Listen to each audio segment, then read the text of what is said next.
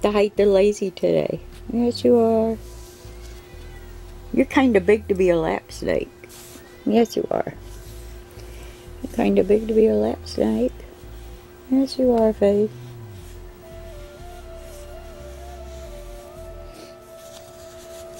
He's about due to shed. That's why he's so dark. What? He's a shy guy. Tell me, shy guy. You just go lay here and sleep all day? Why don't you move over here? There's more room here. There you go. What? Me and Shy. Me and Shy. Yes, I do. I got another lap snake. Alright. Yeah.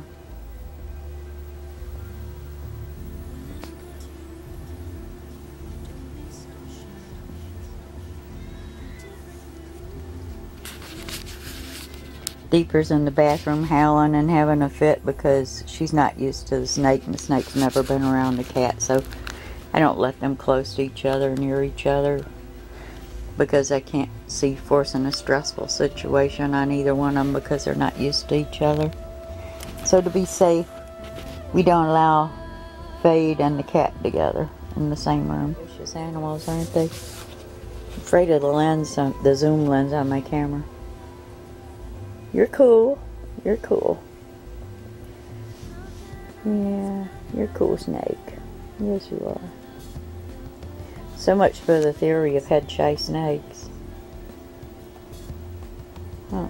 This is the end result of taking your snake out and working with it. It really bothers me to think of the people that never take their snakes out of their enclosures and never give them any freedom and never handle them or bond with them. I'm sorry, but to me that's not living, that's just existing. Snakes shouldn't stop being snakes just because they're in captivity. And in the wild they still roam around, and they get to explore, and they get to bask in the sun, they get to enhance their senses, and they can't do that sitting in a frickin' enclosure. It just really bothers me to wonder how many people never take their snakes out except just to feed them. With breeders it's a whole different thing because they don't really have the personal contact with them because that's up to the hobbyists that purchase the snakes to do that. You know, if you're a hobbyist and you keep your snakes to raise them and love them and care for them and provide for their needs, the least you can do is let them live like a snake instead of living in a box. I know a lot of people are going to have a problem with my saying that, but that's just really cruel, I think, for a snake to never come out of a fish tank or a wooden enclosure. Never have any freedom, never get any exercise. That's just not living. I don't care how anybody wants to look at it, it's not, that's cruel. If you start working with them when they're young, you don't have problems with them when they get older. They don't want to bite you, they don't look upon you as a predator. But if you never take them out and handle them and work with them, every time you approach them, that's what you're going to be to them. And you end up with snakes like mine that are handled all the time and treated like family and loved like a member of the family, and they're just as happy as can be to be near you and bond with. I really wish people would spend more quality time with their snakes. Look at this shy guy. Deeper's still in the bathroom howling because she can't come out. My cat's so used to being around my other snakes and bonding with them, she would think it's acceptable behavior with Fade, and Fade's never been near another cat, so you know what the cat might deem acceptable behavior, the snake necessarily wouldn't. I don't encourage anyone to put their cat and snakes together because it can be a dangerous situation. Mine have been doing it for 10 years and they've been friends for 10 years with no negative behavior toward each other, but I don't advise people to do it, especially if your cat has nails, because it can be dangerous. It can kill your snake. More people are worried about the snake killing the cat, but it's kind of hard to do if the cat's head's 10 times bigger than the snake's head is. So, you know, people really need to start paying attention to what they're looking at. Be more observant instead of just forming an opinion without really looking at what they're seeing. And yes, uncommon species do bond in the normal world. It's not that unnatural at all. I have friends with dogs that walk around the house with their snakes on their back for hours on end, and there's never any indifference between them. So, you know, if the animals don't have a problem with it, I don't know why people do. It doesn't make any sense to me. Only thing I can reason is that humans don't really have the capacity for logic and common sense that animals do. Because if it's alright with animals, why shouldn't it be alright with people? He's handsome. So handsome. He's your handsome boy. Yeah. Yes, I am. I'm just as handsome as I can be. Huh. Take your snakes out. Work with them. That's why I tell people, you know, it's harder when you get a snake that's already matured and already set in a pattern of behavior and care, because if they're never handled or taken out up to the point of becoming an adult and you get bit, you're going to get bit pretty hard.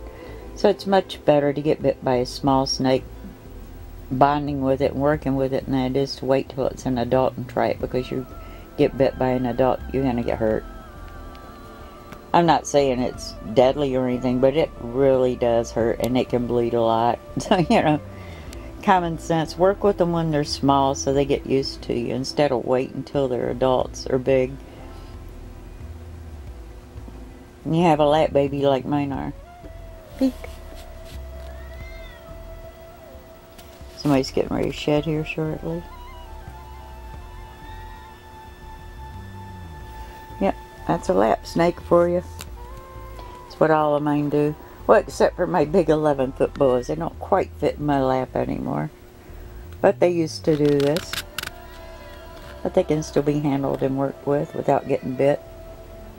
Without getting struck at. Deeper's having a fit. Yep, and the thing is, he'll sit here all day like this. It has no issues with it at all. See, no, I don't. I have no problems with being held and loved. Now, how is this any different from a cat or a dog? Think about it. No different at all. Lower maintenance. Definitely lower maintenance than a cat or a dog. Yep. This is what it's all about. This is the part that people don't see, that want to ban us from keeping reptiles in captivity. The special bonding and love and respect that we have for these animals. Should see it from our angle. See it from our point of view, and you'd know why we fight so hard to keep them. They are friends. They are family. So yes, we are. We're friends.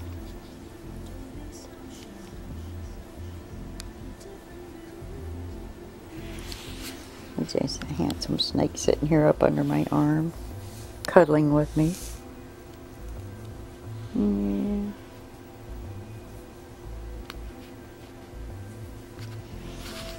Say hi, Fade. So I'm content as can be. You better not bother me. He's curled up under my arm. I don't know if you can see it. I'll try and capture it, but he's curled up under my armpit. Just hanging out with me. Spread all the way out across the front of me. This is what people don't understand about our love and passion for the animals we choose to keep.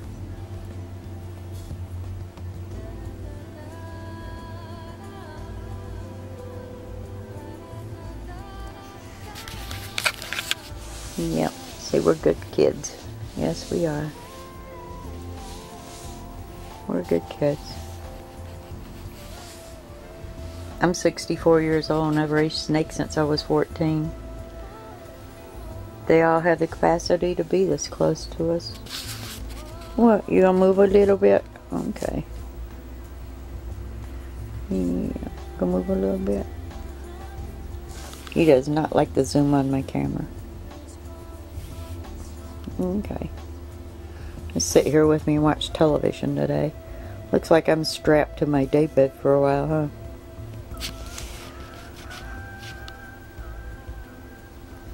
That tail. He's still hanging off the end of me over the edge of the bed here. Can't get his full body length across the front of me. But, yep. A real prize. I'm really proud to have him. Good company. Say I'm good company. Yes, I am. And that's Spade.